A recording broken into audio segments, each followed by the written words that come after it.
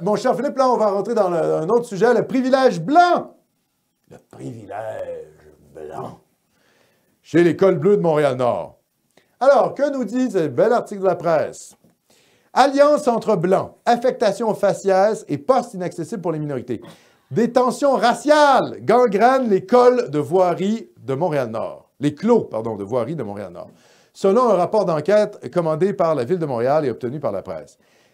Alors, écoutez, là, on cite ici le rapport. L'école bleue appartenant au groupe majoritaire, entre parenthèses, blanc, l'école bleue racisée et l'école bleue de même origine ethnique, forment des clans qui ne se tiennent pas ensemble ou qui échangent peu.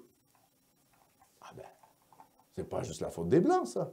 Si vous avez des employés haïtiens qui se tiennent entre haïtiens, des employés arabes qui se tiennent juste entre maghrébins, et des employés vietnamiens qui se tiennent juste en vietnamien, et des employés canadiens-français qui se tiennent juste entre eux, c'est pas la faute des Canadiens-français.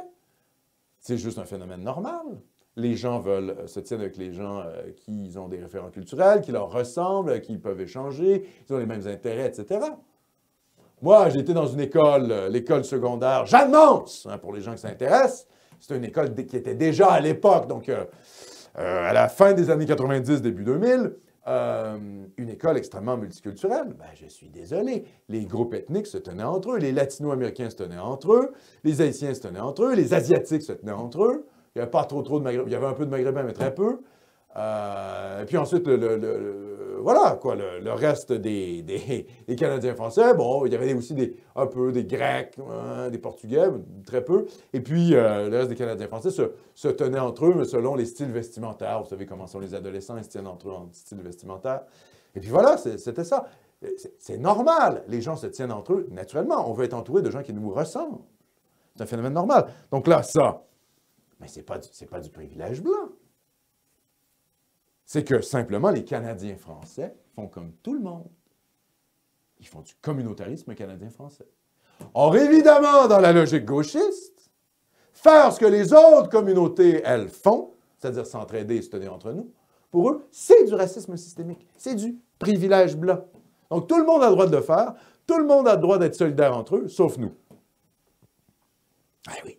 Société multiculturelle. Hein? La société multiculturelle, ça va faire qu'il va y avoir un mélange, tout ça va bien se passer. Ben non, ça va juste créer des tensions communautaires.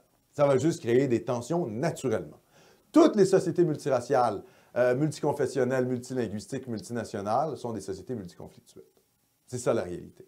Donc, forcément, qu'est-ce qui se crée au sein des cols bleus de Montréal? Ben, la même chose qui se crée en société. Je suis désolé de vous dire ça.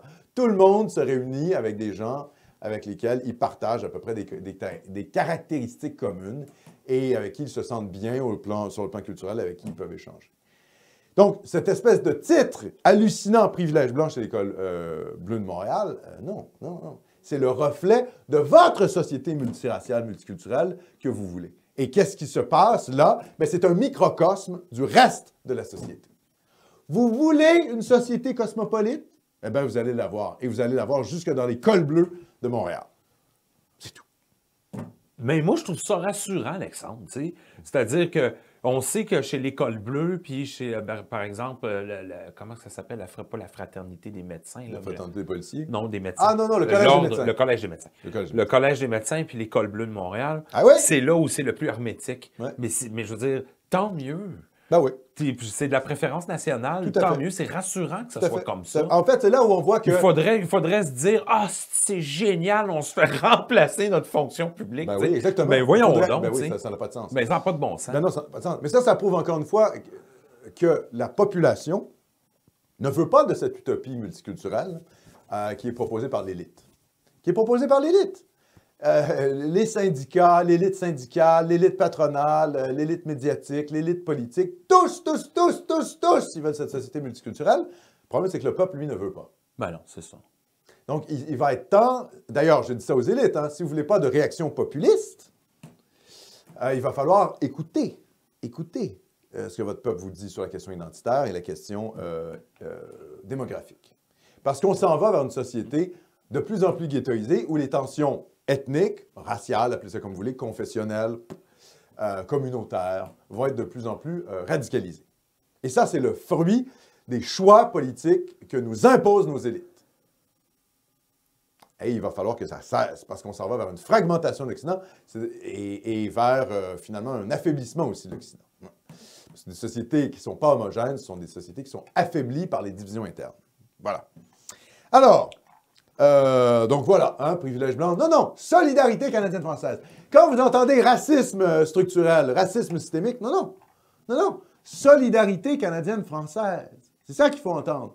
Un Chinois donne, hein, écoutez, M. Goldenstein, quand il donne un emploi à M. Cohen, est-ce qu'il est raciste? Non, non.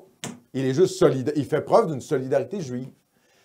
Quand un entrepreneur vietnamien ou un propriétaire vietnamien loue son appartement à le cousin du frère de sa tante, est-ce qu'il est raciste? Non, il fait juste preuve de solidarité communautaire. Ben, c'est la même chose. D'ailleurs, Olivier, nous, on fait la même chose. D'ailleurs, Olivier nous dit, dans la Torah, les Juifs peuvent prêter de l'argent sans intérêt à d'autres Juifs, mais pour les non-Juifs avec intérêt. Et nous, pourquoi on ne ferait pas ça sur notre sol en plus? Ben voilà. C'est du communautarisme de base. Ben c'est la base, les gars. C'est la base. Tout le monde le fait. Vous pensez qu'un entrepreneur haïtien, il ne va pas engager des Haïtiens? Ben bien sûr que oui. Il va faire preuve d'une solidarité communautaire. La même chose pour les Asiatiques, les Chinois, les Vietnamiens, etc., les Juifs, les Anglos. Pourquoi nous, on ne le ferait pas? Ben, on le fait. Bien sûr qu'on le fait. C'est tout à fait normal. Moi, je revendique le droit de faire preuve d'une solidarité communautaire. Nous, en plus, nous sommes une minorité ethnique au sein du Canada. Hein? Canadiens-Français, c'est une minorité ethnique. Et on a très bien le droit de défendre nos intérêts. Voilà la réalité. On est majoritaire au Québec encore. Heureusement, on est encore majoritaire, on doit le demeurer au Québec. C'est la quoi, Alexandre? C'est la race! C'est la race française d'Amérique. Et on ne sera pas remplacé parce que nos élites ont décidé de nous faire vivre dans une sorte d'utopie cosmopolite. C'est pas vrai!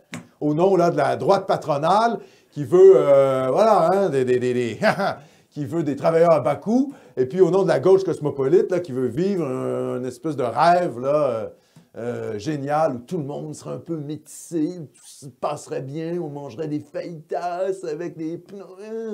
Non! On n'a pas envie. D'ailleurs, c'est pas comme ça que ça se passe. Hein. Votre rêve multiculturel, il finit comment? Il finit dans du communautarisme au sein même de la fonction publique. C'est ça la réalité. Ça, c'est le réel qui vous frappe, les amis. De plein fouet.